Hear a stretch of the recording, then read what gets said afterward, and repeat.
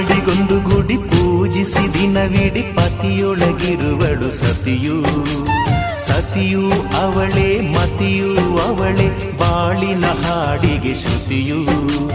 ಪತಿಯ ಏಳಿಗೆ ಸತಿಯ ಕೈಲಿದೆ.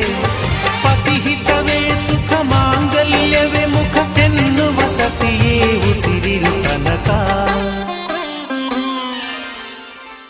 ಸುಮತಿ ಸುಮತಿ ಶ್ರೀಮತಿ ಆರು ಗುಣಗಳೇ ನಿನಗಾರತಿ. ಮನಕ್ಕೆ ಒಡತಿ ಮನೆಗೆ ಗರತಿ.